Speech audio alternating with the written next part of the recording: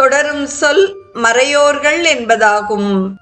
எப்போதும் வேதங்களை ஓதுவதையே தொழிலாக உடையவர்கள் வேதியர்கள்.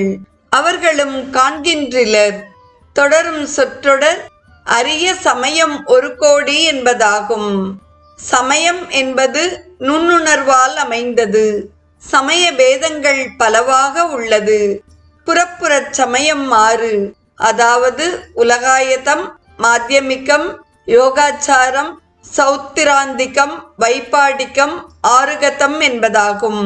புறச்சமயம் துக்கம், மீமாம்சை, ஏகான்மவாதம், சாங்கியம், யோகம், பாஞ்சராத்திரம் என 6ஆக உள்ளது. அகப்புறச் சமயம் பாசுபதம், மாவிரதம், காப்பாலம், வாமம், வைரவம், ஐக்கியநாத சைவம் என 6ஆக அமைந்துள்ளது.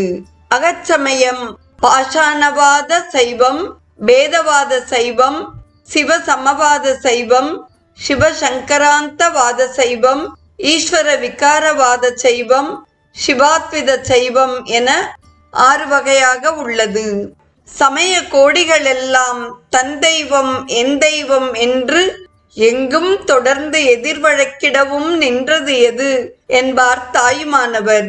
இத்தகைய பல சமயங்களும் படிகளாக அமைய மேலாக முடிமணியாக விளங்குவது வைதிக சித்தாந்த சைவம் என்று வாரியார் சுவாமிகள் கூறுகிறார்.